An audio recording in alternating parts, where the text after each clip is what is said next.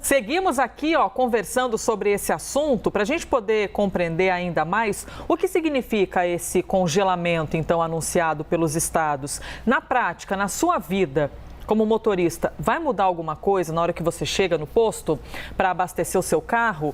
Vamos chamar agora Virgínia Parente, que é economista e professora do Instituto de Energia e Ambiente da USP.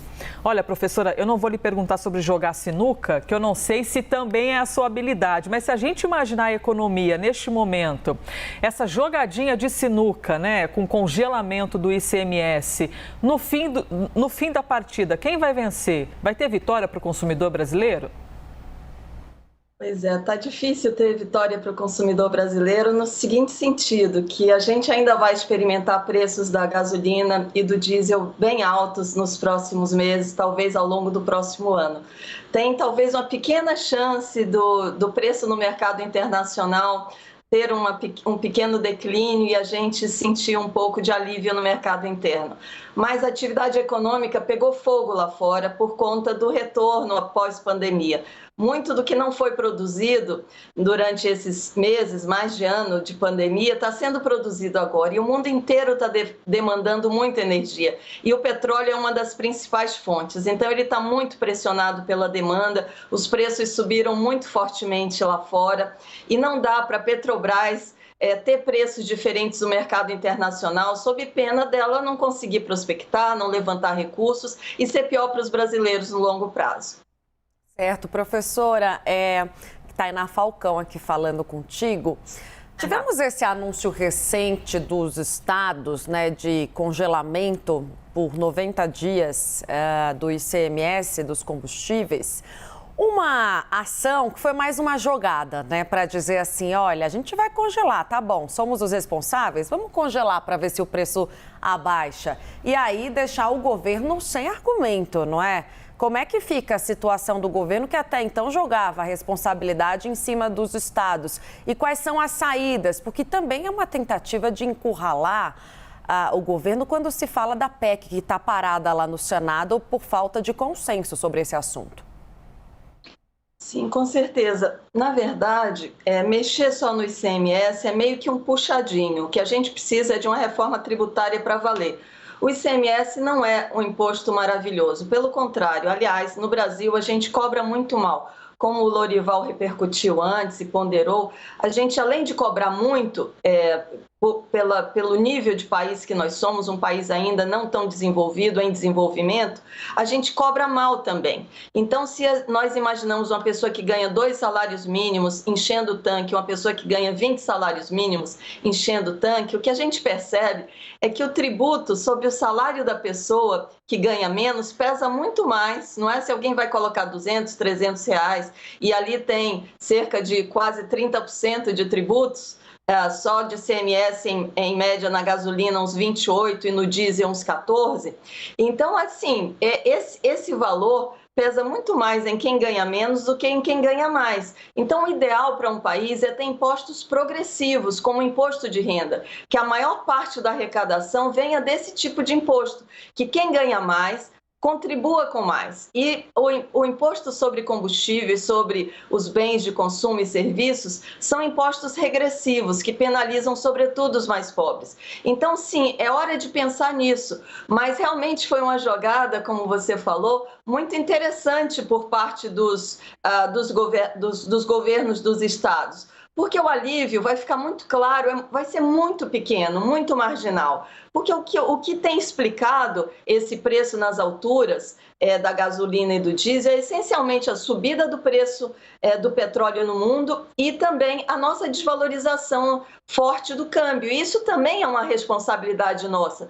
Sobre isso, nós poderíamos estar atuando melhor. Se o governo tivesse com as contas mais equilibradas, se agora a substituição do Bolsa Família também fosse sem romper o teto, com acomodação de outros recursos, o governo não precisaria subir tanto a taxa de juros, a inflação não precisaria estar tão alta. todo esse desarranjo na economia acaba prejudicando e se refletindo também sobre os preços do combustível. Então, desvalorização interna do câmbio inflação leva a desvalorização e desvalorização leva ao aumento do preço do combustível. Então, nós estamos aí numa situação muito delicada que precisa de um grande esforço para que o nosso país entre nos eixos. Eu quero ainda uma avaliação sua, Virgínia, sobre o que deve ser proposto pelos governadores no Senado. A PEC está parada por lá porque o presidente Rodrigo Pacheco se comprometeu a ouvir os estados antes de fazer qualquer movimento e já indicou que não deve aprovar a PEC tal qual ela chegou da Câmara dos Deputados. Pois bem, o que a gente noticiou durante a semana, o que eu conversei com o pessoal do Fórum dos Governadores, com alguns secretários de Fazenda que estão aconselhando os estados, quais são as soluções que eles vão levar e as propostas para essa reunião que deve ter a presença da Petrobras. O que eles me falaram é que eles ainda insistem como saída na criação de um fundo de equalização dos combustíveis, né? E aí eu queria a sua opinião, porque eles ainda não têm um consenso sobre de onde sairiam os recursos. Alguns acham que dividendos da Petrobras, outros falam até em taxação do petróleo exportado pelo Brasil. São propostas ainda que vão ser colocadas à mesa. E eu queria a sua opinião sobre se essa criação desse fundo pode ser uma saída para esse problema. A criação do fundo é uma ideia bacana e é uma ideia que vai ajudar a reduzir a volatilidade, mas ela não ajuda a reduzir a tendência. Mas reduzir essa oscilação de uma semana para outra é muito útil tanto para os caminhoneiros quanto para os pequenos carros, os furgões que fazem distribuição de mercadorias e também para o próprio consumidor poder se programar do que sair com dinheiro e perceber que esse recurso não é suficiente para fazer uma viagem, para rodar a semana. Então, de fato, o que é um fundo estabilizador, não é? Se tem, na hora que está subindo, a gente faz com que não suba tão rápido, porque é subsidiado o preço, via fundo estabilizador. Quando cai, então é hora de não transferir a queda também tão rápido para o consumidor, arrecadando para repor o dinheiro do fundo. Então, o que ele evita? Ele não evita a tendência, mas ele evita uma volatilidade que desarranja a economia. Aí a gente parte para um segundo ponto da sua questão, que é de onde é que viriam esses recursos. Eu posso dizer que não faz nenhum sentido esses recursos virem da Petrobras. Embora o governo seja o principal acionista, ele não é o único acionista.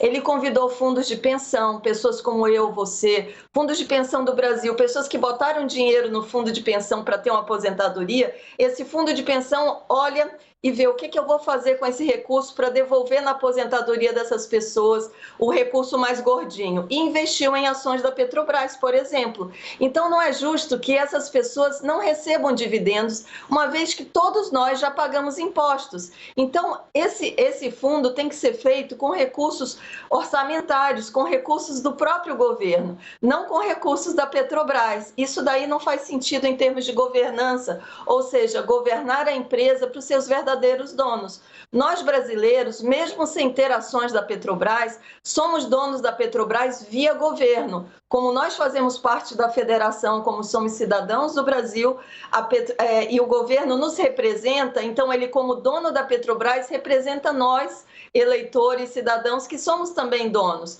Mas existem também outros, não é? Então o governo não pode agir como se ele fosse o único dono e que a Petrobras fosse 100% governo. Não, ela é uma empresa.com, ela é uma empresa cotada em bolsa, ela tem também cotação no exterior. E se a Petrobras tem um desarranjo interno, ela não vai ter recursos para prospectar petróleo no futuro, ela vai quebrar, não vai ser bom para os brasileiros, vai dar um desarranjo, como aconteceu na Venezuela, e nós não queremos que isso aconteça. Então, esse equilíbrio da economia, ele é muito tênue e precisa ser muito cuidadoso. Mas sim, a PEC vai numa boa direção quando considera o fundo, como você comentou. Uma aula, hein? Nós estamos tendo aqui com a professora Virgínia Parente, que é economista e professora do Instituto de Energia e Ambiente da USP. A gente quer se sentir dono desse jeito também, professora, e não ficar com essa sensação de chegar no posto e pagar cada vez mais caro por aquilo que a gente tem. É uma equação complexa, né, da gente conseguir compreender nas nossas cabeças. Ainda bem que temos uma ferramenta maravilhosa chamada televisão, para a gente levar informação para muita gente e compartilhar um pouquinho de senso crítico, né, para que as pessoas tenham as suas interpretações. Basília Rodrigues também quer participar dessa entrevista e lhe fazer uma pergunta, professora. Então, por favor, Basília. Primeiro que eu queria saber quanto que está a gasolina aí perto de vocês, né? Porque ontem eu fui abastecer o meu carro, estava R$ 6,80 e eu realmente me surpreendi. Mais ou menos isso, né? Eu também abasteci, Basília, ontem, acho que estava R$ 6,90. É. Olha só, a gente vai competir aqui quem está na pior, né? Acho que todo mundo. Professora, eu queria saber sobre como funciona essa decisão de fixar o preço do ICMS até o fim do ano. Pode-se entender que esta é uma medida artificial, porque em 2022 os estados vão ter que cobrar esse valor represado ou passou? A gente não vai ter, então, essa cobrança agora em 2021 e em 2022 vai voltar a ser normal, não vai ter um regressivo, né? É exatamente este o ponto que eu queria saber da senhora. Se os governadores vão sentir falta dessa cobrança agora em 2021 e podem voltar com carga total no próximo ano, porque deixaram de recolher esses impostos, ou a alta desse imposto agora neste ano. É uma pergunta bem interessante, Basília. Os governadores, de certa forma, eles obtêm mais recursos quando o preço da gasolina sobe, porque eles estão tributando sobre uma base maior. Então, eles estão abrindo mão dessa subida a partir, basicamente, desse último período. Então, assim, a arrecadação dos estados subiu muito com a subida do preço do petróleo e a desvalorização cambial, ou seja, com a subida interna do preço do diesel e do preço da gasolina. Eles estão abrindo mão de uma pequena parte dessa arrecadação, ou seja, se continuar subindo, nós estamos satisfeitos, estamos abrindo mão de ter mais recursos para fazer bonito nos nossos estados e para fazer o que precisa. Vários estados da federação, basicamente, o ICMS é o principal tributo que alimenta os estados. Então, eles não conseguem abrir mão do ICMS inteiro e nem é isso que eles estão fazendo. Eles estão abrindo mão dessa pequena parte que seria essencialmente a subida, acompanhar a subida e a volatilidade dos preços de agora em diante. Mas eles já estão partindo de uma base bastante alta e entrou bastante recursos com a subida do preço dos combustíveis. Mas, claro, eles vão deixar de arrecadar um pouco mais e estimam que esse pouco mais não é tão pouco assim, não é? Estão estimando em 24 bilhões. 1 bilhão, não é? São 1.000 milhões, é como se fossem apartamentos luxuosos de 1 milhão cada um. Então, 1.000 apartamentos vezes 24. Então, assim, daria para fazer muitas escolas, hospitais, pontes, segurança pública, coisas que são atribuições essencialmente do governo, cuidar da segurança, da saúde e da educação. Eles estão abrindo mão, mas não necessariamente eles vão precisar se ressarcir. Não é uma situação artificial. Eu acho que os governos estão agindo corretamente, porém, a gente não deveria ter uma solução pontual para esse momento, para esses 90 dias. A reforma do ICMS deveria estar no contexto de uma reforma mais ampla de todos os tributos, não é uma reforma tributária no país, que é justamente uma reforma que procure carregar mais a mão nos impostos progressivos e reduzir a mão, não é, nos impostos regressivos, como é o caso do ICMS, que infelizmente não é um bom imposto, ele é merecido, precisa ser arrecadado. As pessoas não conseguem fugir, não é? A gente pode eventualmente querer driblar um imposto de renda, alguém que emite nota pode não emitir uma nota, mas ninguém pode se furtar de pagar, por exemplo, ICMS na bomba. Então, é um imposto líquido e certo para os governos. E é uma forma prática de arrecadar. E levanta muito recurso, e é muito importante justamente para os estados terem recursos para fazer o que eles necessitam fazer. Então, os estados estão abrindo mão de uma pequeníssima parcela, sinalizando para o consumidor que não é responsabilidade deles essa subida de preço, não é por causa deles, não é? A subida de preço, essencialmente, é a disparada de preço do petróleo no mercado internacional, associada a uma baguncinha interna que a gente, infelizmente, tem aqui, que fez o nosso descolamento, não é? O real desvalorizar em relação ao dólar de uma maneira muito acentuada. Poderia ter sido menos e o reflexo sobre o combustível seria menor se a gente estivesse um pouco mais organizado do ponto de vista econômico internamente.